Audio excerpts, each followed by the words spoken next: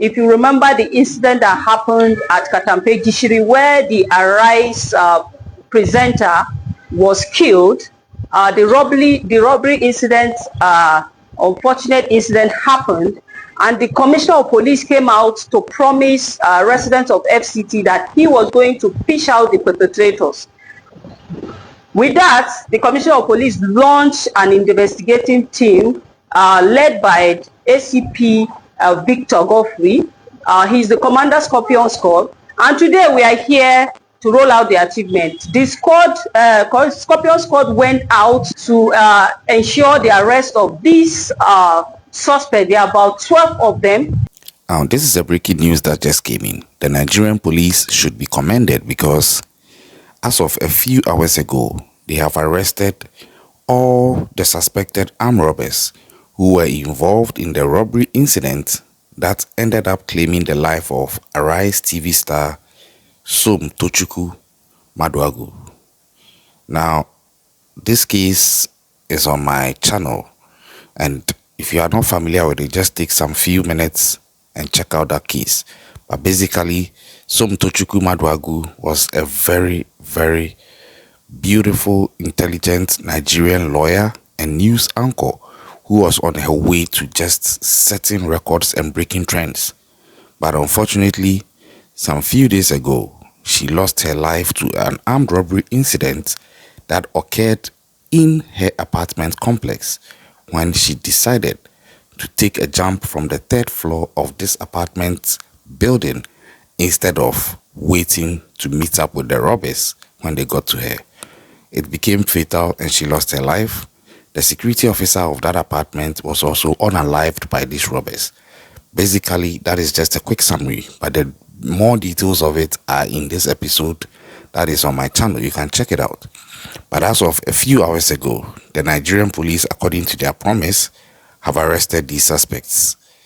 Now, when these suspects were interrogated, interesting things came out. First of all, at the beginning of this episode, you saw the Nigerian police, as part of their operation to arrest these suspects, also uncovering where they had hidden some of their weapons. And further on, upon arresting these suspects, they interrogated them, and one of the suspects, called Sani Siraju, confessed that he was the driver of these armed robbers on that fateful night of this unfortunate event. So he drove his colleague armed robbers to this apartment site where Somi Maduagwu would eventually end up becoming a victim and lose her life. And he is saying that whilst he was seated in the car waiting for his fellow armed robbers to finish the operation and come back, he saw Somtochukwu Maduagwu on the third floor balcony as the robbery operation was ongoing. He indicated that he realized she was attempting to take a jump, and he knew that it wasn't likely she was going to survive it. So instead of remaining seated in the vehicle, he got out of the vehicle and then quickly made his way upstairs to try and get her not to jump. Now, according to him, he was able to catch up with her, and he tried to hold her from falling off the 3-story balcony, but then she was too heavy for him to hold up, and so Her weight overwhelmed him and eventually she fell. Now, let's just get into that bit for a second. Imagine this. Some would say, oh, this is a criminal with a conscience. Indeed, if that is true, it could be argued from that angle, but I would then say, where was the conscience which was overridden for the robbery to be decided on and executed? Because if he had a conscience, they wouldn't be robbing at all. Once they are robbing, I don't think he has a conscience. Maybe he's aware that if she jumps, they will get into more trouble. It doesn't mean he has a good heart. That's what I would say. And again, put yourself in the shoes of Somtochukwu Maduagwu, seeing a robber running to you. How would you be able to know that he is genuinely intending to help you when he is the same person who is the reason for you attempting to jump? Make it make sense to me. Even if he says don't jump and he tries to hold you not to jump, from where she stands as a victim of their ongoing robbery, I think that she would be so terrified she would still want to go ahead and take that jump to escape them. So I don't know how effective that was going to be.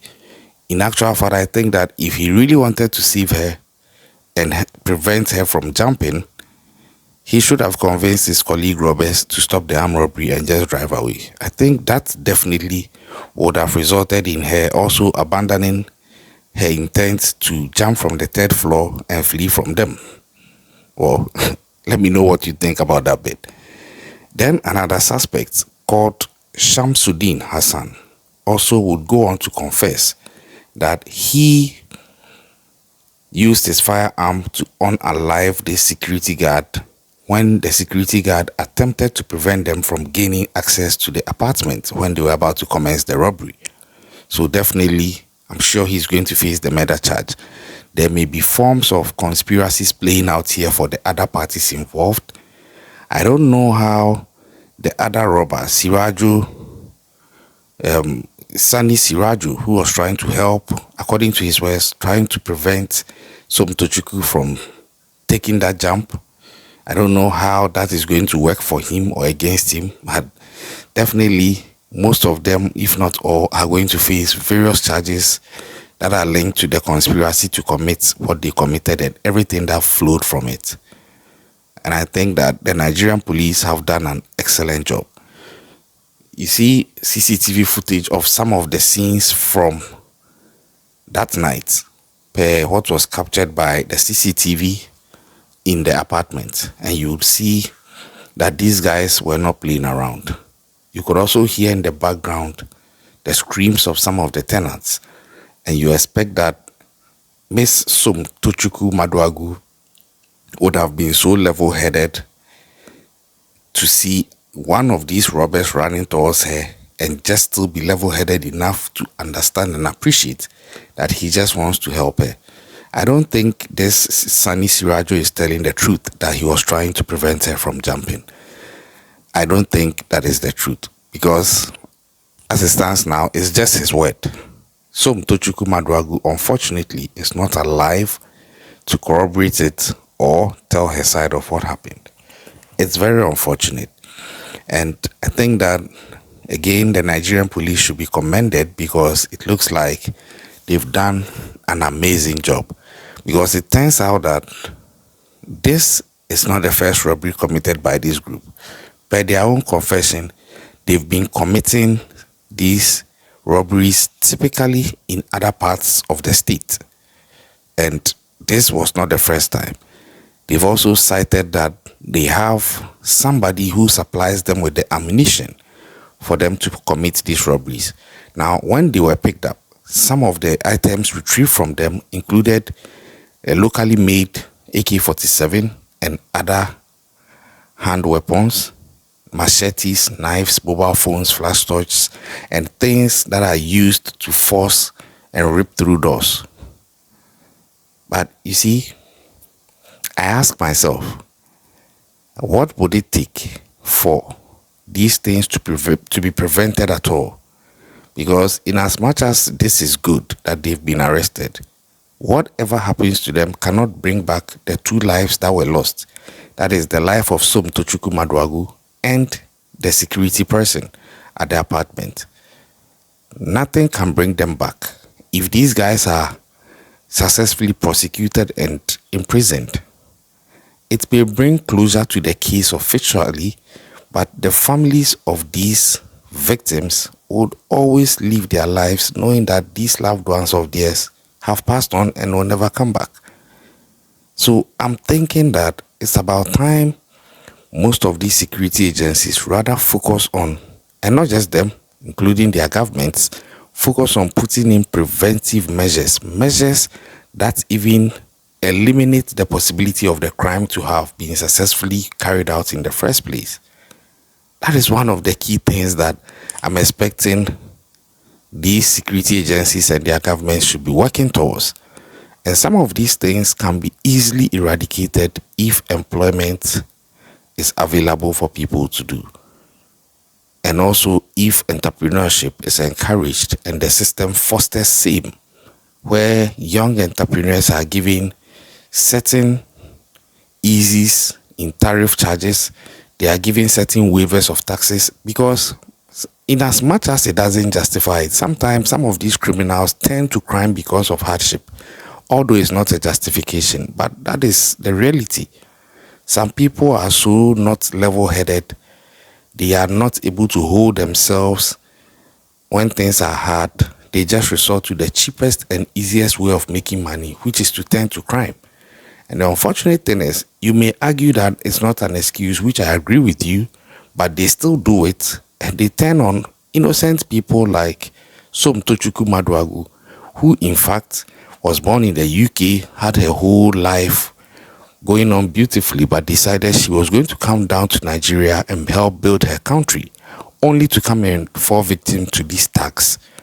When she came to the country, she saw so many things systematically wrong that she actually posted just a month before this tragic incident on X that she wouldn't want Nigeria to happen to her. She prays it doesn't happen to her because of the systemic failures in that country. But unfortunately, one of such failures happened to her. The police have come out to talk about all these things with regards to the arrest of these people. They paraded them and all.